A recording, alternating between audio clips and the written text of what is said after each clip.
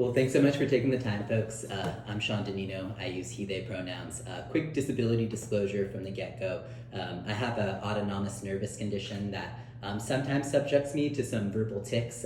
Doesn't mean I'm not present and excited to be here. Might come off as fidgety, but really grateful for the space and the time. So I've been at the intersection of housing policy and land use for the better part of a decade now. I spent the last 5 years at the State Housing Department, where I planned for 250,000 homes across the state. I reviewed Oakland's housing element and got the Rockridge neighborhood desegregated for an additional 5,000 homes. I'm currently a senior policy manager for the city of San Jose, where I work on tenant preferences, legislation, and a wide range of other issues. I'm coming with a deep range of policy expertise on housing, but also on issues like mobility, affordability, climate change. I have a lot of day one policies ready, including relegalizing the neighborhood market, borrowing from cities like Berkeley, crimping their ordinances to save us money on consulting bills, legalizing the sale of separate backyard homes, legislation that I worked on for the city of San Jose and will happily bring on day one to the city of Oakland. Proud to be also offering policies like a 4-day work week to work closely with unions and folks. I'm a dues-paying union member, but also believe really strongly in fiscal solvency. So really interested in using Oakland's resources in the best possible way, thinking about how to redevelop publicly owned sites like our parking lots into mixed income affordable housing. I'm someone that has lived experience around homelessness, and I'm somebody who also cares really deeply about Oakland being the best version of itself. And so I will come with a deep range of policy expertise when it comes to local land use zoning regulations. And I think often I'll just close with the John Oliver quote: if you want to do something evil, hide it in something really boring. And there's nobody that has more appetite for the housing element deep cuts of zoning, land use regulations, and all the different ways that cities have to say no or make it unaffordable or inaccessible to build housing that is affordable. Housing is my number one issue. It's something I come with deep background and expertise around, but also care really deeply about issues like mobility and how to separate our bike lanes, invest in bus rapid transit routes, think about how we can pave our roads in an efficient way, and also understand how we stay on top of our fiscal and financial situation.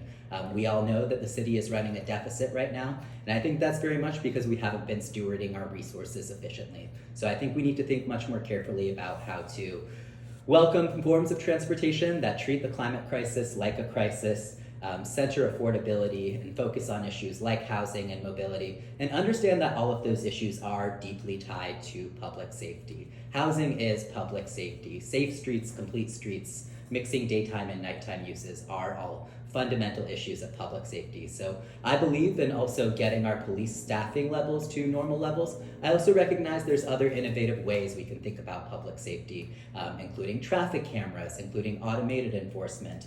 We need to think about the impact that has on Oakland when we have the routine traffic stops we do that disproportionately affect Black and brown households. And we need to think about ways to make our city safer, more inclusive, more affordable, more accessible. Great. I will go ahead and ask the first question and jump into it. What are the key policies contributing to the ongoing budget deficits in Oakland? What policy changes would you propose in your first year in office to enhance community safety and address these challenges? Yeah, definitely. So the city is, running some major deficits right now, and I think we need to recognize that a horizontal development pattern and one that centers single occupancy vehicles is really financially unsustainable. We also have dozens of highways cutting through our cities in a way that is, obviously having disproportionately high impacts on our Black and brown population. We need to be stewarding our resources much more efficiently. As Oakland's housing element reviewer, I planned for 28,000 additional homes, got the Rockridge neighborhood where there's literally still the columns up that used to segregate Jewish families like myself and prevent us from being able to live in the community. Those columns are literally still up. So putting housing in communities, not segregating our wealth, and stewarding our resources more efficiently is really important. I think about a graphic that Warren Logan posted very recently, and I saw the sign in the window. He's a great friend. And for surface parking lots, we can 30x the tax rolls that we are collecting if we build mixed income housing on top of them. we also have to be realistic about the cost of maintaining our roads. So right now, the average estimate is $2 million per lane mile to repave a road. We have to do that every 20 or so years. That is not financially sustainable. So greenways, separating bike lanes, bus rapid transit routes, all of these things are financial responsibility issues at their core. I also have really strong small business policies. On day one, I'm going to re-legalize the neighborhood market, something we made illegal in the 50s and 60s for mostly racist reasons. Let's be upfront about it. And so using our front setbacks, using our garages, getting small commercial into residential neighborhoods will lower the cost of starting a small business, which will be important to make sure folks can be financially resilient inside of our community. It's also important to just rethink a lot of the land use and zoning regulations. So, a lot of the rules that make it difficult to split leases, for example, prevent us from being able to do a daytime lease and a nighttime lease in different circumstances, or being able to shrink different commercial spaces so that we can split leases amongst multiple businesses.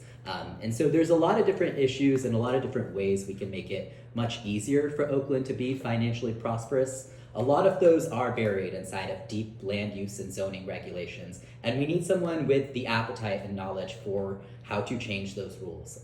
I am that person. I come with a decade of experience writing these rules and thinking carefully also about the equity implications, how to lift people and build intergenerational wealth. And so I'll close by also saying, I'm sure we'll talk about housing, but I have a zero displacement housing program. The target of that is increasing our financial resilience while also making sure that residents are able to stay in place. We can do a lot better than detached single-family homes with substandard housing conditions. We need to be rethinking how we treat our land use and zoning.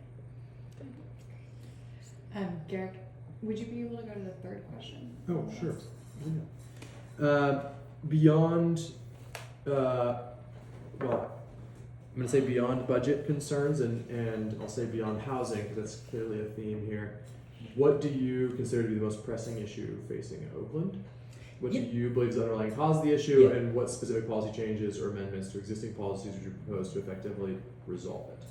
Yeah, public safety is very front of mind, and I know this group has been, really effective at centering that issue. I think when we think about public safety, police are a big part of it, and I think a lot of areas are under-policed. We need to be improving our emergency response times and things like that. I think we also just need to think about how we're planning our cities. And so, taking a page out of Jane Jacobs and thinking about how we need to mix our daytime and nighttime uses more carefully. I think carefully about how downtown is for people. And right now, it's really for businesses a lot of the time. We've built more housing in our downtown than most other cities, but we also have incredibly wide roads and a lot of things that make it difficult for our city to stay financially vibrant with a mix of daytime and nighttime uses. Surface parking lots are one of the number one places where street crime occurs. I'm somebody who has had my car stolen. I had my partner's car totaled in a hit and run earlier this year. We had 3 bippings last year. Public safety is an issue that we all struggle with, and it's an issue that we need to be taking seriously, but we need to be much more careful about how we're planning our cities. We need the mix of daytime and nighttime uses. It was a policy failure and a poor choice to say, this is the places we work, this is the places we live, and we're going to separate them. And that was a decision that Americans made in the 1950s that had lasting impacts on very serious public safety issues. I studied sociology as an undergrad, and then I went on to do a Master of Public Policy and a Master's in Data Science. And what I took away from my sociology background too is that crime and poverty are basically one-to-one correlated according to all of the metadata.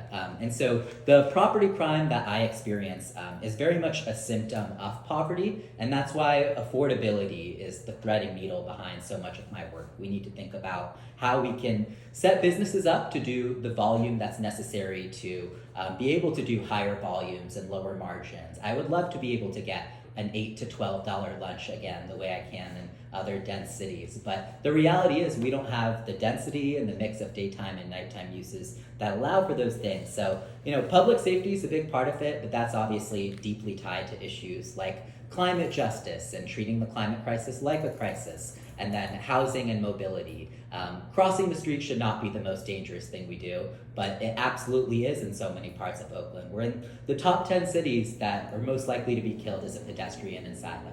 And so adding traffic calming, adding greenways, especially in South and East Oakland, separating bike lanes, bringing them to the inside of the lanes where the parking is. All of those issues are really fundamental. So that isn't any one single answer, but housing, mobility are both really deeply tied to affordability and also treating the climate crisis like a crisis. And I think it's been a policy failure of so many politicians in the past that, we focus on electric vehicles or moving the needles in really incremental ways, but we need to treat the climate crisis like a crisis. Yeah.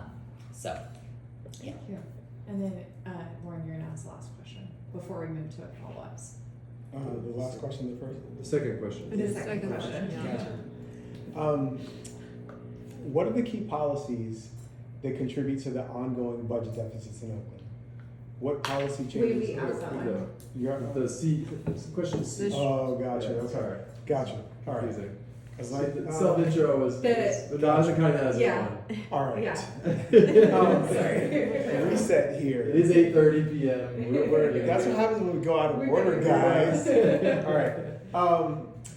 So I'm gonna build on this a little bit.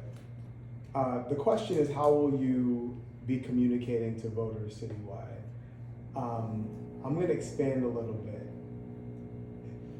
For the campaign, how will you communicate to voters, effectively to voters citywide, to get your message across and get you to your vote number to win? And how will you continue engaging effectively the residents that you are seeking to represent, to ensure that it's not just policies being created, but actually solutions being delivered? Sure.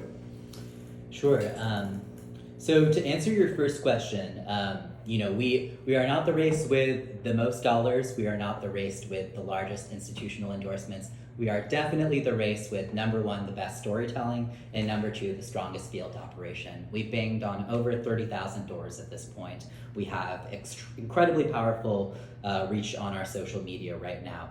We plan to hit every door inside of the city of Oakland, and we take more time at doors than many of our other teams because we want to hear from people about their concerns. And what we're hearing are so many of the questions that you asked about: public safety, housing security, homelessness, mobility, encampments. To stay engaged with voters, I plan to regularly have listening sessions right now. I have 7 different advisory councils that I've staffed up with folks inside of the city of Oakland to hear on issues like how to make childcare more affordable, for example, how to think about issues like technology and innovation and data privacy, how to consider how those issues affect issues like public safety and, thinking about things like automated traffic enforcement. I'm a really firm believer in public safety, and I'm also a really firm believer in good community outreach. I also understand that, it's having lived experience is really important to good policymaking. And I'm a candidate that has lived experience around homelessness. I've slept in my car for several weeks while working retail jobs. And I know how the housing affordability crisis affects us all. I have a mother that uses a wheelchair, and so I know how impactful it can be when sidewalks are not properly maintained. I plan to continue to do listening across the city. Right now we've had 7 house parties, and we have another 12 scheduled or so at this point. And so we are pounding the pavement, we are listening to people. But Oakland is an incredible city and contains multitudes like so many other cities. And I know that my lived experience is not going to contain the multitudes. I was not here when we installed the highways and folks were bought out at assessments that in today's terms are literally $1,000. And so so much of the lived experience around the disinvestment that Oakland experienced is something that I want to be centering as part of these conversations. But what I can offer to this campaign is the expertise and the understanding of what is in the control of local and state government. And so much of that power is zoning and land use regulations and what we allow to get put where. And so translating what voters are saying to me into good policy, like translating, man, I started a small business and I wasn't able to make it work. You know, we have concrete policies to be able to lower the entry cost to starting a business by legalizing accessory commercial uses or splitting leases, for example. So, you know, I have the track record, I have the expertise, I also have the patience and the extroversion and the appetite to get this job done. Thank you. We have 8 minutes, 6 minutes for follow-ups. I have several questions, but I guess the first question is, you're not running at a district level, you're running at a citywide level. You got a San Francisco hat, you work in San Jose, you've been in Oakland a little bit of time. There's a lot of different areas that seem like they're not fully connected to what all of Oakland is. How do you, and some of the things that you were talking about for density, I mean, we are a very dense city. We're not New York, we're not San Francisco, but relative to California cities, we're more dense. For crime, we certainly have crime levels that rival places like Fresno that have lower incomes than us. So I'm hearing a lot of conversations that don't sound like Oakland. I guess what I'd like to know first is what groups in Oakland have you convened with to be able to say definitively that you understand what Oakland is? Because I think that if you go on the other side of the freeway, idea of density with Oakland Tech, the area over there, I went to Tech, my parents went to Tech. The idea of changing what Oakland is that you like so much, changing the community, how is that being received by people? Yeah, definitely. I mean, so I'll say, like, you know, a lot of the focus of our housing parties is getting that outreach in the East and in the South. You know, I think that one thing that we've learned from the last half century of planning is that top-down planning is not productive. And I think about the installation of the highway system that came in the 50s and the families that were not properly consulted when their homes were eminent domain and they got bought out at incredibly, unfortunately low assessments. I grew up in Los Angeles, but I've been in the East Bay on and off for 11 years now. And they say Bay Area years are like dog years, so that's 77 years total. It's a full lifetime. But I love Oakland. There's a reason that this promotion, if it were given to me, would come with a fat pay cut. And, you know, there's a reason that I want to do this work, is because I want to write laws that also help us get to the Oakland that we used to be before top-down infrastructure and environmental racism and disinvestment tore so many of our communities apart, put West Oakland completely separated from the rest of the city. You know, so many of the housing typologies that we see surrounding Lake Merritt, all of these single stairwell buildings, virtually 100% of the housing around the lake would be illegal to build by today's zoning code. So I have a lot of room for improvement, I know, in that outreach and in those discussions. You know, I'll say too, like, as somebody who has been part of a lot of YIMBY conversations, like Yes in My Backyard movement, I think one thing that movement has not prioritized enough in places like Oakland is centering anti-displacement. And that's why I'm running on a zero displacement housing program. It involves going to the owners of detached single-family homes, using a model that actually I've talked to the owner about Build Cost about a bunch, the anti-Pierogi model where you turn a detached single-family home into 8 to 12 stacked townhomes. You give the original owner 2 of those homes. And I can tell you, I've talked to developers inside and outside of Oakland.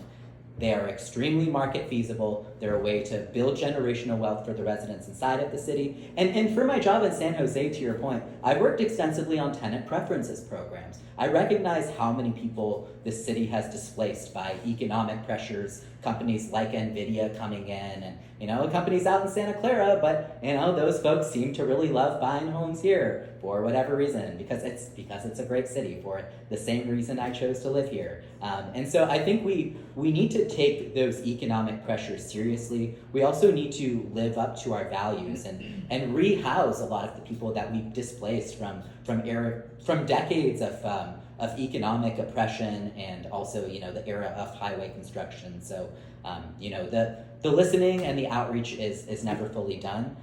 And, you know, I take your point to heart. I used to wear an Oakland A's hat. That is a complicated discussion right now, as I'm sure you know. But yeah, I take your comments and conversation to heart. I'll just say there's a reason I have chosen to make Oakland my home, and it's a community that I deeply love. My family is Yemeni, and the city has a giant Yemeni population. It's one of many reasons I have felt at home here. And it's a city I want to be able to welcome refugees and outsiders in an authentic way. And that's so much of why I'm focusing so much on housing abundance. So, Thank you. Yeah.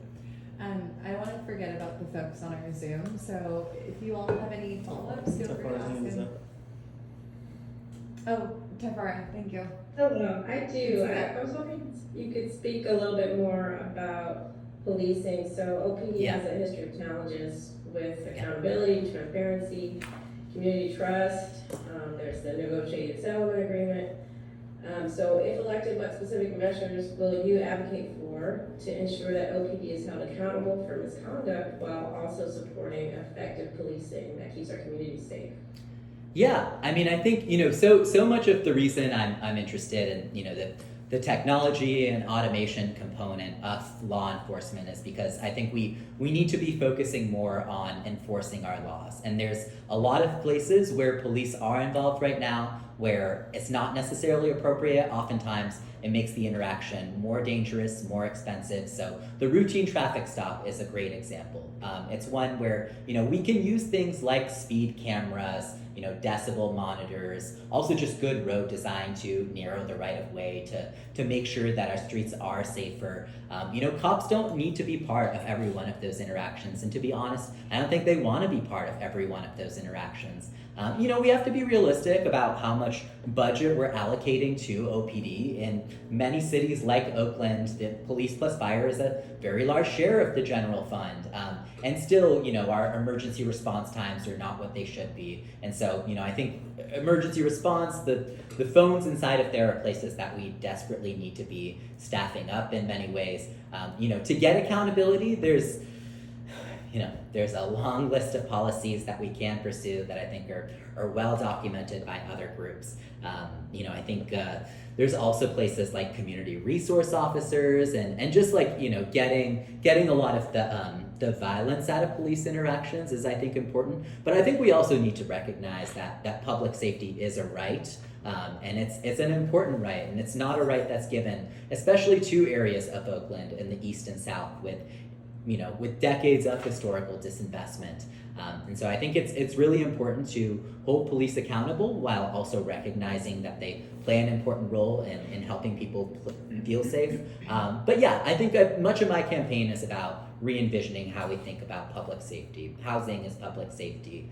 Safe streets are public safety. Healthcare is public safety. And that's why I really want to be centering those issues in addition to police accountability and rethinking how we look at law enforcement. Thank you. If there's one other quick follow-up or...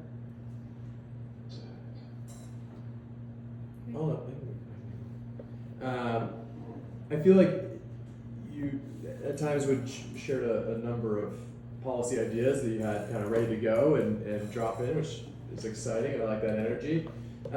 It brought for me a question of prioritization and trade-offs. And in particular, you said several times that you would treat the climate crisis like a crisis, which I think is a laudable idea, but we also have several other crises to confront right now in Oakland. Yeah. And when you have multiple crises, we need to choose something to prioritize. How do you think about that in terms of a lot of these ideas that I hear you sharing here, and sort of narrowing that down to what we can actually accomplish and what we need to focus on? Yeah, that's a great question. I mean, I think, again, housing is a climate issue. Housing is an affordability issue. Same with mobility, right? And many people do not feel safe moving around the city of Oakland on foot and on bike. I have lived experience around traffic violence. And so, I think we need to recognize how these issues are intersectional, and that's why housing and mobility are at the center of my platform, but they're also deeply climate change policies and affordability policies. Same goes for the big, small local business bucket. I'm working with a lot of, the businesses along Grand Avenue, and something I've heard from them is they really want more foot traffic. And a lot of the historic district rules really make it illegal to build housing above a lot of those historic buildings. And so, my appetite for unpacking the zoning and land use regulations, which is, I think at the end of the day, my number one issue. How do we get 20 to 40 stories of mixed income housing on a corridor like Grand?